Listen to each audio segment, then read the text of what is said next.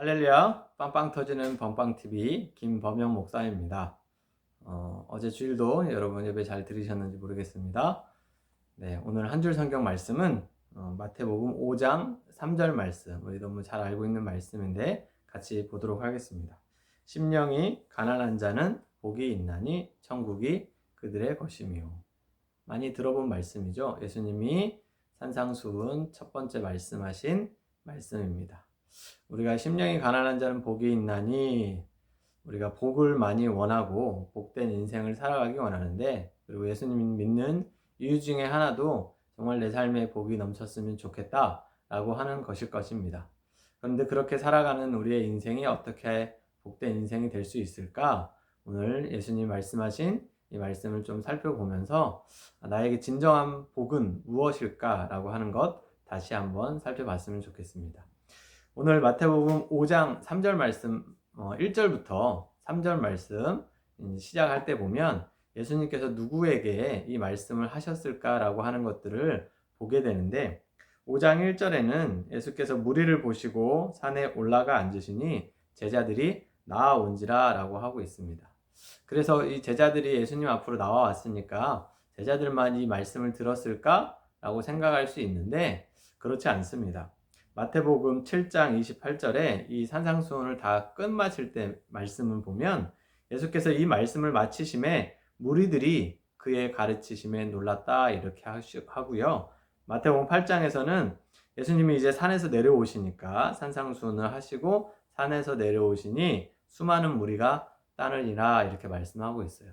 그래서 지금 이 말씀은 물론 제자들이 앞에 나와서 들었지만 정말 제자로서 어떻게 살아가야 될까? 예수님 가르침을 주세요 라고 하는 그 마음으로 이 말씀을 들었지만, 정말 예수님을 따르기 위해서, 그리고 예수님한테 가기 위해서 예수님이 우리에게 무엇인가 줄 것이다 라고 기대했던 사람들, 그 수많은 무리들이 지금 예수님 앞에 나와 이 말씀을 듣고 있다라고 하는 걸 우리가 볼 수가 있습니다.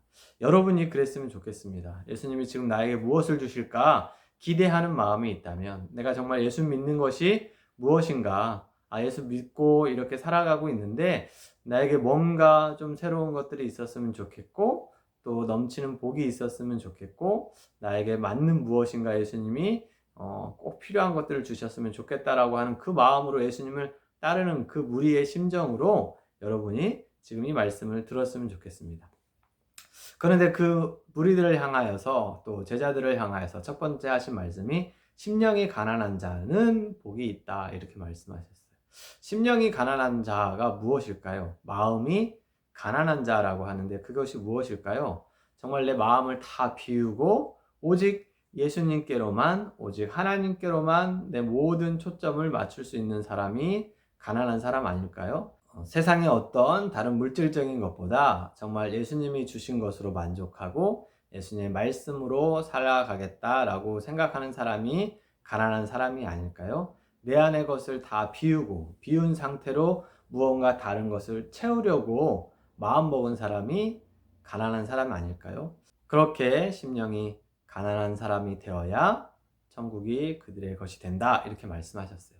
그런데 목사님 생각해보면 이 사람들은 참 이상하게 생각했을 수도 있고, 참 어처구니 없다 이렇게 생각할 수도 있고, 어떻게 우리들한테, 그 무리들한테 이런 말씀을 하실까 좀 의아해 했을 수 있을 것 같아요. 왜 그러냐면 가난이라고 하는 그 용어만 생각해 보면 이 지금 예수님을 따르는 무리들만큼 가난한 사람들이 없었거든요. 4장 24절 25절에 보면 수리아에서 모든 그 수많은 무리들이 따라왔다라고 하는데, 거기에 보면 각종 병에 걸린 사람, 고통당하는 사람, 귀신 들린 사람, 간질 들린 사람, 중풍병자들, 이 많은 병자들이 또 이렇게 고통받고 있던 사람들이 예수님을 따르고 있는 무리 중에 있었다 이렇게 말씀하세요. 그 사람들에게 가난해져라 라고 이야기했을 때 어떤 마음이 들었을까요? 이 사람들이 이 가난에 대한 의미를 어떻게 받아들였을까? 나만큼 가난한 사람이 없는데 나보다 더 가난한 사람이 있을까? 라고 한 그 사람들에게 심령이 가난해져야 복이 있어. 정말로 내가 천국을 소유하고 싶다면 어쩌면 이 사람들은 천국과 너무나 거리가 멀었거든요. 그 당시 유대인이나 율법학자들이나 바리새인들이나 그렇게 그 하나님의 그 율법을 지키고 성전에서 뭔가 이렇게 직위가 있고 자기가 하나님이 택한 사람이라고 그렇게 떵떵거리던 그런 사람들에게만 천국 백성이 될 수 있는 자격이 주어진다고 생각했을 텐데, 우리는 병들었으니까 죄가 있고 우리는 가난하니까 하나님한테 복을 못 받았고, 이런 자격지심이나 수치심이나 창피함이나 이런 것들로 가득 찬 사람들이 정말로 천국은 우리 것이라고 생각을 못 했을 거예요. 그런데 그 사람들에게 너희들도 천국의 주인이 될 수 있어 라고 말씀하시면서, 그렇지만 조건이 있는데 정말 너희가 심령이 가난해져야 돼. 그 심령이 가난해진 사람만이 정말로 천국을 소유할 수 있어, 이렇게 말씀하시거든요. 여러분, 그 뒤에 또 어떤 정말 요상한 말씀을 하시는지 아세요? 정말 이 사람들에게 애통하는 자가 복이 있다라고 합니다. 애통은 울고 눈물을 흘리고 막 신음하고 하는 거잖아요. 이 사람들, 예수님을 지금 따라온 이 사람들만큼 고통당하고 울고 막 어렵고 그 다음에 날마다 처지를 한탄한 사람들, 이런 사람들이 어디 있었겠어요. 근데 그 사람들에게 애통하라고 이야기하세요. 또 온유한 자가 복이 있다고 하세요. 얼마나 울분이 많았겠어요. 그죠? 사회에 대해서도 울분이 많았고 어쩌면 가족에 대해서도 울분이 많았고, 이런 사람들은 가족과도 같이 살 수 없거든요. 죄인 취급 당하면서 다른 곳에 머물게 되어 있었거든요. 그러니까 얼마나 울분이 많았겠어요. 그죠? 화가 많고. 근데 그 사람들에게 온유해야 복이 있어, 이렇게 말씀하시는 거예요. 그 뒤에도 긍휼히 여기라고 하시고요. 그다음에 청결해야 복이 있다고 하시고요. 이 사람들 삶이 얼마나 더러웠겠어요. 그죠? 누구한테 대접받지도 못하니까 허름한 옷, 그 다음에 다 떨어진 것들, 신발도 기어 신고 엄청 어렵게 살았을 것이 아니에요. 그죠? 씻지도 못하고. 근데 그 사람들에게 마음이 청결해야 복이 있다, 이렇게 말씀하세요. 그러니까 예수님 말씀하시는 것은 이 사람들의 삶과 완전히 동떨어져 있는 거예요. 그런데 그렇게 해야 복이 있다는 거예요. 그런 상태가 되어야 복이 있다는 거예요. 그런 사람이 천국의 백성이 될 수 있다고 하시는 거예요. 어땠을까요? 그 마음이 어땠을까요? 그런데 또 예수님은 왜 그렇게 말씀을 하셨을까요? 이 말씀을 듣고 나는 이제 예수님을 따라갈 수 있을까 고민하고, 어떻게 하면 이제 예수님도 우리의 소망이 안 되시겠구나. 예수님이 막 병자들만 고치시고 또 빵으로 먹여주시고 어떻게 이제 나중에는 이스라엘을 로마의 압제로부터 해방시켜 줄 그런 사람으로 생각했는데, 역시 예수님도 우리하고는 안 맞는 분이야, 이렇게 생각했을지도 몰라요. 그런데 그 사람들을 향해서 심령이 가난해지고 애통하고 온유하고 긍휼히 여기고 마음이 깨끗해지고 의를 위하여 핍박도 받으라고. 지금까지 핍박을 얼마나 받아왔는데 또 의를 위하여 핍박받으라고. 그 의미를 다 알 수는 없겠지만 어쨌든 더 핍박을 받고 박해를 받아야 천국의 백성이 된다고 하시니 얼마나 속이 상했겠습니까?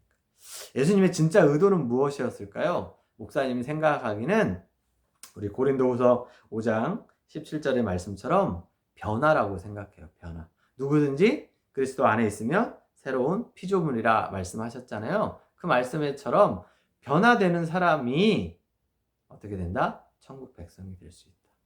내가 지금 가난한데 내 마음의 상태까지도 가난해지려고 노력하는 사람, 그렇게 변화되려고 애쓰는 사람이 천국 백성이 된다. 내가 지금까지 너무나 울고 너무나 눈물 흘리고 너무나 처량하고 너무나 한탄스러운 인생을 살아왔지만 이제는 변화되어서 정말 누군가를 위하여 더 애통해 줄 수 있다면 그 사람이 천국의 백성이 될 수 있다. 내가 지금까지 울분이 많고 막 사회에 대해서도 저항하고 싶고 가족도 그냥 다 화내서 분노가 치밀어 오르고 그런 상태이지만 이제 그 가족을 향해서 온유한 마음을 품을 수 있을 때 너는 천국 백성이 될 수 있다, 이렇게 말씀하시는 거예요. 정말 모든 그 팔복의 말씀은 변화라고 하는 거에 초점이 맞춰져 있는데, 더 큰 의미로는 뭐냐면 이런 사람도 변화되어야 된다. 정말 나같이 하찮고 나같이 더럽고 나같이 볼품없고 나같이 아무것도 아니라고 생각하는 사람도 변화되어서 새로운 사람이 될 수 있다. 그 사람이 천국의 백성이다, 이렇게 말씀하시는 거예요. 저와 여러분은 얼마나 변화되었을까요? 예수 믿고 나서 여러분은 얼마나 변화됐다고 생각하십니까? 다 변화됐다라고 하면 오산입니다. 저번에 말씀드린 것처럼 끊임없이 우리는 변화되어야 돼요. 죽는 그날까지 변화되어야 돼요. 변화는 완성이 아니라 계속 진행형으로 진행되어야 합니다. 계속 그렇게 우리가 하루하루 변화된 삶들을 꿈꿔나가고 그렇게 추구해 나가야 할 거라고 생각합니다. 여러분, 나보다 더 심한 병 걸려본 사람이 있냐고 그렇게 외치던 사람도 내가 변화되었어. 내가 예수님 만나고 변화되었어. 나보다 더 많이 울어본 사람이 있느냐고 그렇게 울분을 짓던 사람도 내가 변화되었어. 이제 나는 나를 위해서 울지 않고 남을 위해서, 이웃을 위해서 울 거야. 나보다 더 외롭게 살아본 사람이 있느냐고 그렇게 외치던 사람도 나는 이제 외롭지 않아. 예수님이 나와 함께 하시니까 나는 변화되었어. 나는 이 변화를 가지고 이제 남을 위해서 남을 더 긍휼히 여기고 불쌍히 여기는 마음으로 위로해 주면서 살 거야. 그런 변화된 심령으로 나오라는 겁니다. 왜 그럴까요? 예수님이 계시니까 그래요. 지금껏은 혼자 있었잖아요. 지금껏은 버림받았잖아요. 하지만 이제는 예수님이 계시니까 나에게로 나오라고 말씀하세요. 예수님이 나중에는 의를 이야기하시는데 그 의가 예수님 본인 자신이라는 걸 깨닫게 해주세요. 그 의로움을 위해서 너희가 살라 이렇게 말씀하시는 거예요. 예수님을 위해서 살라고 말씀하시는 거예요. 그리고 또 한 가지 뒤에 보시면 이제 예수님 계속 가르쳐 주시는데 이제는 하나님이 너희의 아버지가 되신다는 거예요. 내 아버지가 되셔서 우리의 아버지가 되셔서 하나님 우리를 지켜주시고 우리를 관심 갖고 계시고 우리에게 필요한 것을 공급해 주실 것이고 우리에게 모든 것을 주실 준비가 다 되어 있는 그 아버지니까 아버지 하나님 앞에 나오는 너희가 되라는 거예요. 그러면 변화되지 못할 게 또 없다라고 말씀하시는 거예요. 여러분 지금의 모습을 가지고 여러분 한탄하지 않았으면 좋겠습니다. 지금의 모습이 전부라고 또 생각하지 않았으면 좋겠습니다. 여러분 지금보다 더 멋진 모습으로 변화되어서 이런 심령이 가난한 자의 복, 애통하는 자의 복, 긍휼히 여기는 자의 복, 이 팔복의 모든 말씀을 내 것으로 성취해 나가는 우리 멋진 학생 청년들이 다 됐으면 좋겠습니다. 이제 새로운 한 주가 시작되어지는데 여러분 어떤 변화가 내 안에서 이루어지는지를 여러분 바라보시고 그 변화를 찾아보시고 그 변화 앞에 내가 당당하게 세상의 크리스천으로 예수님을 자랑하는 사람으로 그렇게 살아갈 수 있는 그래서 천국 백성이 되어지는 여러분 되시기를 축원합니다. 여러분 오늘도 화이팅 하십시오.